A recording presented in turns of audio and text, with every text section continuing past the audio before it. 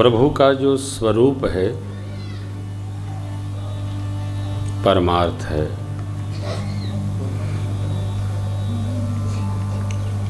और परमार्थ स्वरूप परमात्मा के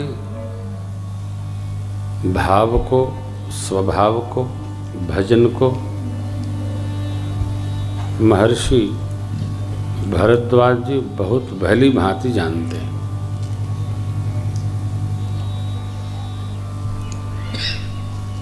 किसी के साथ व्यवहार करने के लिए उसका स्वभाव जानना बहुत आवश्यक है। हमको जिसके साथ भी रहना है, जीना है, यदि हमने उसका स्वभाव जान लिया तो व्यवहार करना सरल हो जाता है। भगवान ने भक्तराज विभीषण के प्रति सुग्रीव जी से, जामवंत जी से सबसे अपना स्वभाव कहा। भगवान का स्वभाव क्या है? कहते हैं सुंदरकांड में, सुनहु सखा निज कहूँ स्वभाव। कौन जानता है? जान भुषुंड शंभु गिरि जाओ। भगवान का स्वभाव काकभुषुंडी जी जानते हैं और भवानी जी सहित शिव जी जानते हैं।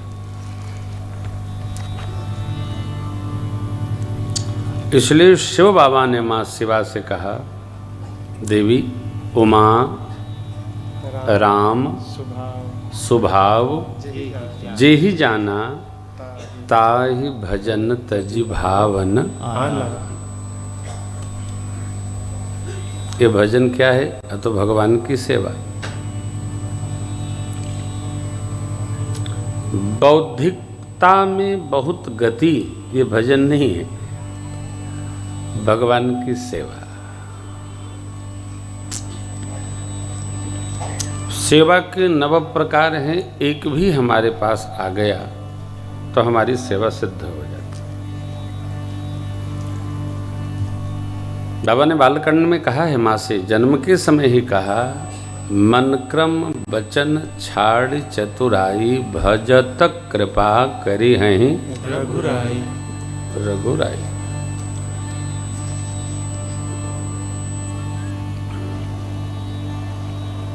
जिसके हृदय में भगवान के भजन का स्वभाव आ गया, सतत निरंतर जगत का काम चलता रहे, क्या बंद है, सब चल रहा है, ये भी एक सही। उसका स्वभाव सरल हो जाएगा। ये भक्ति की पूर्णता है। प्रभु ने कहा है उत्तरकांड में, धन न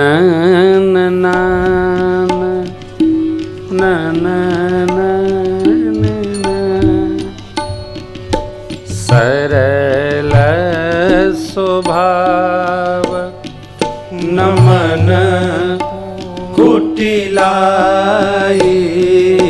सरल भगत का लक्षण। नमन कुटिलाई यथा लाभ संतोष सदाई यथा लाभ संतोष सदाई प्रीति सदा सज्जन संसर्ग प्रीति सदा सज्जन संसर्ग तृणशम विषय स्वर्ग अपवर्ग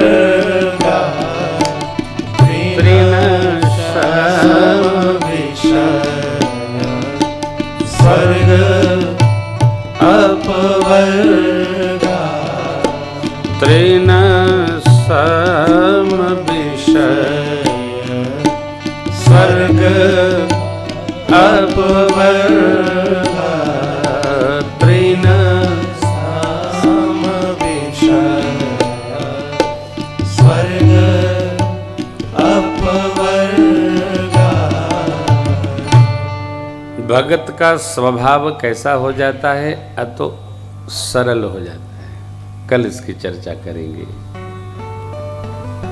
8वीं 9वीं भक्ति है जथा लाभ, संतोष और सरलता। प्रभु कहते हैं सरल स्वभाव, न मन कुटिलाई, मन में कोई कुटिलता नहीं। जथा लाभ, धर्मपद से संतोष सदा। संतोष, देखिए संतोष ये है कि हम जहां हैं वहां दुखी न हो, इसका नाम संतोष है। हम जहां हैं वहां दुखी हैं तो इसका नाम असंतोष है। हम जहां हैं संतुष्ट हैं। संतुष्टो चयेन केन चित्त, गीता जी जैसे वो रख दिए। अरे संतोष,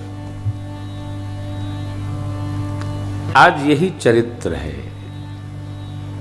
भरद्वाज जी कहते हैं प्रभु कर्म बचन मन छाड़ छल, जब लग जनन तुम्हार तब लग सुख सपनेहु नहीं किए कोटि उपचार। कर्म से, वाणी से, मन से जब तक आपका न हुआ, आपका हो गया। कैसे होगा?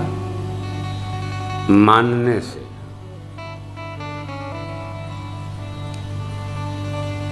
हम भगवान के हैं, इसको हमको ही मानना होगा। भगवान नहीं कहेंगे मानो, कोई नहीं कहेगा। हम किसी के हैं, पहले हमको न मानना पड़ता है। हमको कोई बहुत माने कि वो हमारे हैं और हम न माने तो हम तो न भय ना। कोई कहे कि वो हमारे हैं और हम न माने कि वो हम उनके हैं तो कैसे हो जाएंगे? हमको कई लोग कहते हैं हमारे आश्रम के हैं, हम तो नहीं हैं। हम तो श्री राम बल्लभा कुंज के हो गए, सिद्धगोला घाट के हो गए। कह रहे हो, कहने से क्या होता है? हम कहें कि हम उनके हैं, ये जब लगी जनन तुम्हार। हम भगवान के हैं, इसको हमको ही मानना होगा। भरद्वाज जी कहते कर्म वचन मन छाड़ छल, जब लगी जनन तुम्हार। जब तक जीव आपका न हो जाए, हम किसके हैं? हम भगवान के। अब एक बड़ा टेढ़ा उदाहरण है मानस में। पिता वही धन्य होता है। देखिए हम तो साधु बाबा हैं, तो हम साधु बाबा की बात करेंगे। हम व्यापारी हैं नहीं कि व्यापार की बात करें, तो घूम फिर के हमारी सुई वहीं अटक जाती है भगवान पर। पिता और सद्गुरु वही धन्य है जो अपने पुत्र और शिष्य को भगवान में रमा दे, धर्म में रमा दे। धन में तो जीव की मति की गति है। यदि धन में गति मति की न होती तो हमारा आपका जन्म नहीं होता। यदि हम विरक्त होते तो हम संसार के प्रपंच में क्यों रमते? हमारी आपकी सबकी एक एक इंद्रियों की आसक्ति होने के कारण हमने अपने मर्त्यलोक में जन्म लिया है। कोई भी हो, जब तक एक विकार उसके चित्त में नहीं है तो उसका जन्म स्वीकारी नहीं हो सकता। एक एक विकार हमारे अंदर है। देखिए कुरंग, मातंग, पतंग और भृंग भर्तृहरि कहते हैं। कुरंग माने हिरन, मातंग माने हाथी, पतंग पतिंगा, भृंगा माने भंवरा। एक एक विषय के आसक्ति के कारण ये चारों मर जाते हैं। हिरन को आवाज से बड़ा प्रेम है। जहां आवाज बधिक ने बजाया मुंह से अथवा बांसुरी से, वो चल पड़ता है उसकी ओर। हाथी हथनी की शब्दावली सुनकर के वो चल पड़ता है।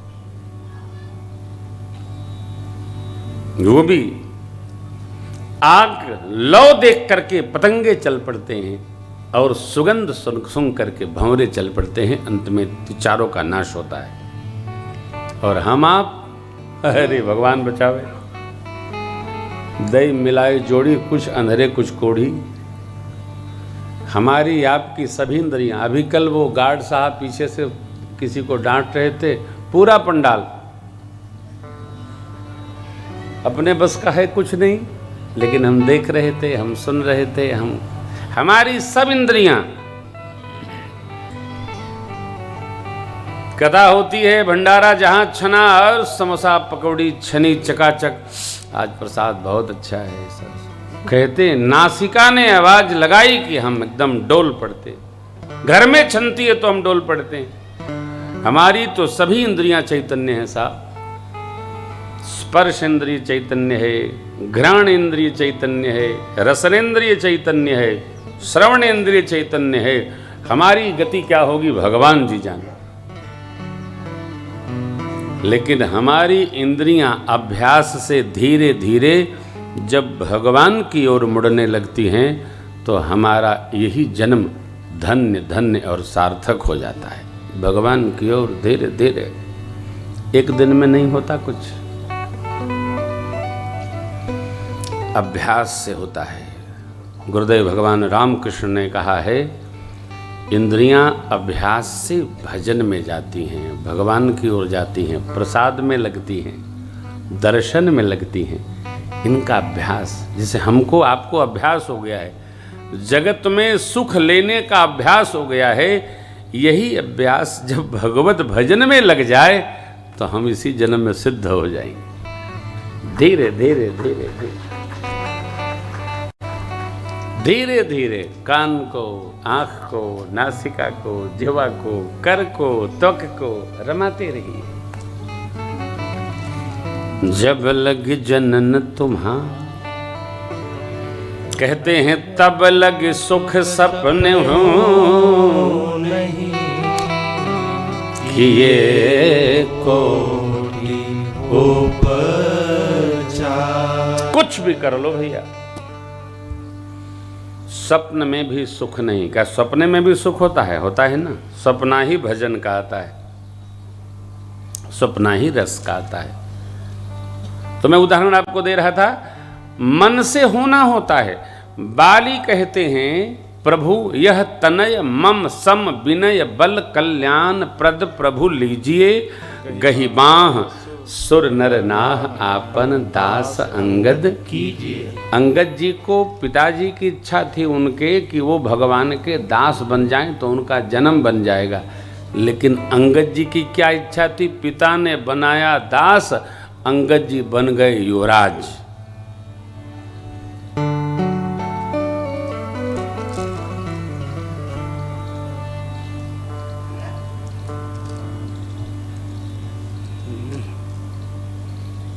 पद पर बैठा व्यक्ति यदि भगवान में रम रहा है तो भाग्यशाली है।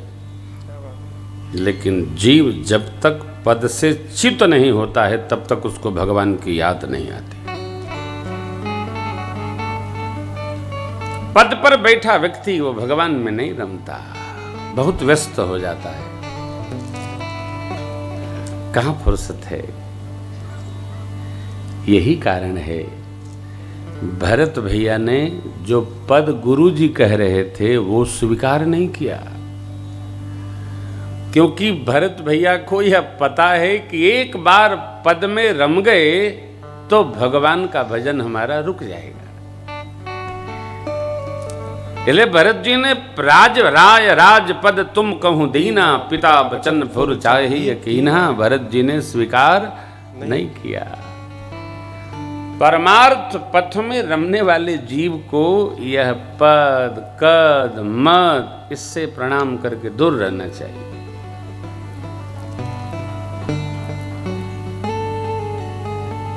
पद कद बढ़ाता है तो मद भी बढ़ा देता है, इसलिए निरापद रहिए। सरकार निरापद है,